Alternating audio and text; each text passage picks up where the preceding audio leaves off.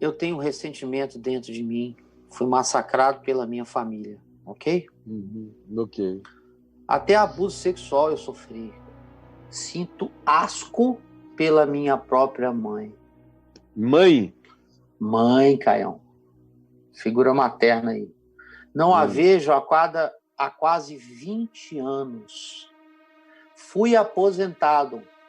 Meu psiquiatra diz... O abuso que ele sofreu foi de natureza sexual, ele diz? Sim, ele vai narrar. E terá sido pela própria mãe?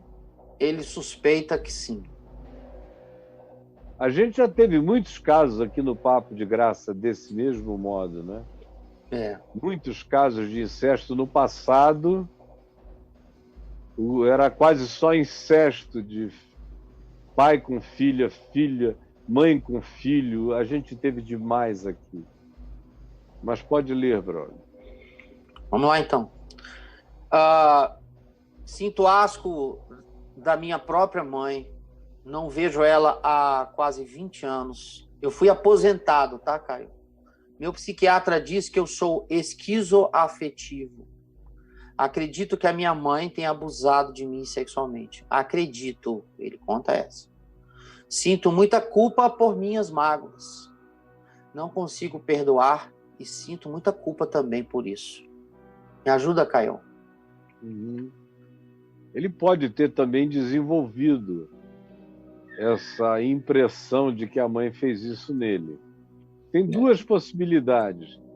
Ou a mãe fez isso nele e ele lutou a infância toda e a juventude, a puberdade, a adolescência, a primeira juventude, com essa angústia, sem poder falar nada e, mais do que isso, com a distância da mãe, 20 anos sem ver. Se ela foi embora quando ele tinha 8, 9, 10 anos de idade, nunca mais voltou, e se ela, porventura, abusou dele, se ela, porventura, eu não estou dizendo que abusou, se ela, porventura, abusou dele, e mais do que isso, Braulio, existe, assim, uma determinada possibilidade comportamental de que ela tenha abusado dele, sabe por quê? Por quê, Caio? Pelo distanciamento dela em relação a ele, já agora há 20 anos. Sim. A maior possibilidade de evidência... É uma evidência fortíssima. De que ele foi abusado é essa ausência, distanciamento da mãe. O que seria bastante explicado se a mãe tivesse abusado dele durante o tempo do convívio entre eles. Abuso masturbatório, abuso de sexo oral, abusos que, em geral, quando a mãe carrega uma determinada perversão em relação ao filho, nem sempre isso leva a uma transa, mas, na maioria das vezes, leva à libidinosidade. E a maioria dos casos de mãe com filhos nessa idade ainda, eu estou supondo que ela foi embora deixando no máximo com 8 ou 10 anos. Então, se é assim, o tipo de abuso foi esse, libidinoso. O que eventualmente gera mesmo muito asco, não é? Porque o sexo em si aparentemente produz menos asco, a introdução sexual, do que a libidinosidade sexual praticada pela mãe. Porque o cara assiste como criança a mãe sendo libidinosa em relação a ele. Isso gera um olhar que se carrega de asco, porque ele assiste. Para eu levar em consideração, prioritariamente, que o que você diz que aconteceu, aconteceu, o aspecto evidente mais forte que se tem para essa corroboração é o fato de que ela abandonou para sempre o garoto já há 20 anos. E, em geral, só abandona para sempre um filho aquela que seja a mãe que abusou dele nesse nível e não queira mais vê-lo, porque ela acha que quando ele a vir, esse assunto virá à tona e ele poderá, inclusive, falar a respeito. Então, tanto mais quanto distante essa mãe fique, mais na cabeça do garoto o assunto vai se misturando com outras memórias e a pessoa chega até a duvidar se aquilo aconteceu ou não aconteceu. Existe também, e aí nesse caso, se aconteceu, esse diagnóstico de esquizoide que ele recebeu teria sido provocado por esse tipo de ação que não é esquizoide, é esquisita, é idiosincrática, é perversa. E aí produziria com muita facilidade no coração de um ser humano sensível uma reação esquizoide. O cara fica esquizoide. Se teve uma reação dessa, ser esquizoide é o mínimo. É não querer, é o cara que fica com nojo de tudo. Ele está aí ao vivo com a gente?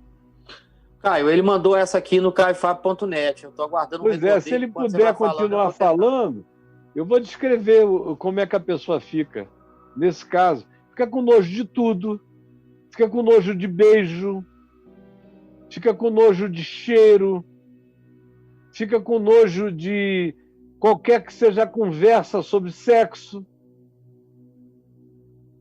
fica com nojo de se alguém chegar e dizer, você está precisando de uma chupada, um negócio desse. O cara fica com asco, porque ele não vai pensar em ninguém a não ser na mãe.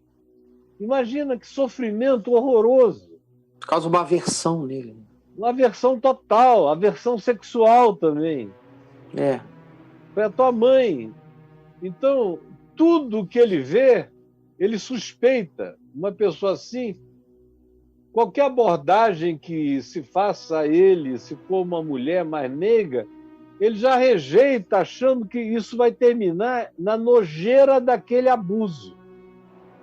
Então, quem me dera ele estivesse ao vivo aí para ele confirmar se as reações de natureza sexual e relacional dele são marcadas por esse tipo de asco também, que ele... Olha o áudio, Caião. De asco também que ele empreste a tudo quanto se assemelha a qualquer coisa sexual na existência dele.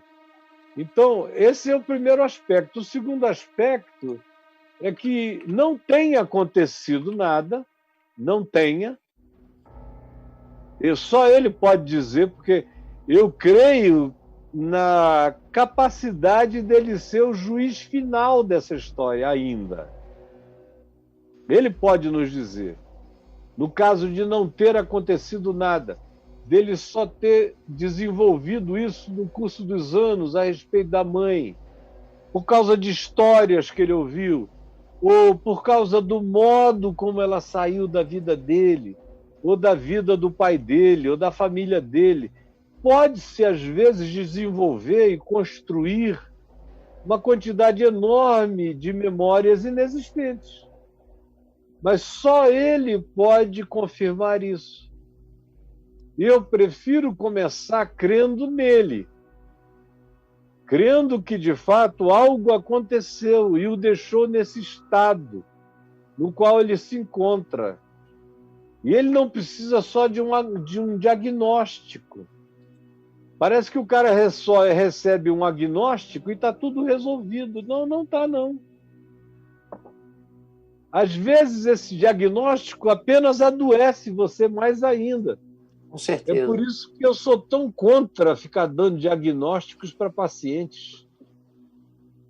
Totalmente, porque às vezes o terapeuta condiciona o paciente a ter que viver para cumprir aquele diagnóstico. Também acho. Aí o cara vai estudar como é que se comporta alguém que tem aquele diagnóstico. Aí ele lê no Google como se comportam esses esquizoides, da natureza dele. Qual foi a descrição mesmo psiquiátrica? Esquizoafetivo. Esquizoafetivo. Então, transtorno Então, esquizoafetivo. aí ele vai ler. Aí ele é o cara que não consegue gostar de ninguém porque deturpou a afetividade no momento primal da existência. Tipo isso. E aí, daí em diante, ele diz, não, eu sou um esquizoafetivo. Logo, eu não namoro. Logo, eu não transo. Logo, nada comigo dará certo. Logo, eu sou um fracasso. E aí o cara aceita o diagnóstico como sentença para a vida. Não, meu filho, não é uma sentença. Você pode sair dessa. Eu já vi muitos esquizoafetivos que encontraram a cura para a afetividade num verdadeiro amor. Quando encontraram alguém que os amou de verdade. E uma pessoa que os convenceu de que não era um perigo amar, nem deixar-se amar, nem deixar-se cuidar. Porque um cara que foi abusado pela própria mãe não confia mais em mulher nenhuma, né? Você imagina a referência maior da vida do cara. Mamãe me pegou. Por que qualquer mulher não vai abusar de mim? Não vai me roubar, não vai me enganar, não vai me trair, não vai me atropelar? Se mamãe fez isso, o mundo é mau, todo mundo é mau, e eu não tenho qualquer perspectiva de ser feliz na vida porque mamãe fez isso comigo. E é assim que ficam as pessoas que se entregam a essa patologia afetiva, que transformam isso num karma. Num karma. É esse karma, meu filho, que tem que ser quebrado. O karma diagnóstico e o karma histórico. E o karma da memória afetiva, toda esgarçada pelo que eventualmente sua mãe fez com você.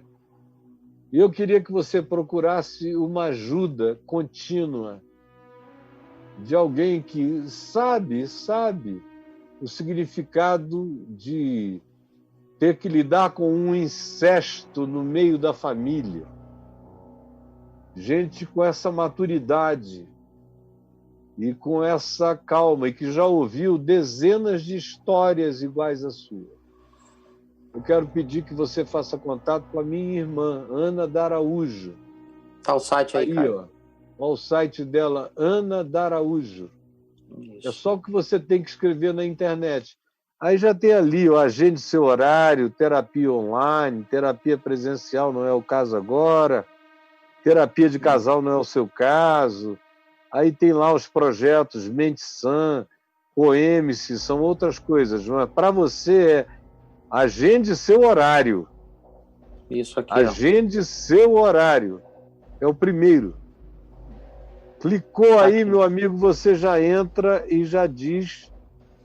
Você entrando aí, se credenciando, você já vê quais são as folgas de horário dela.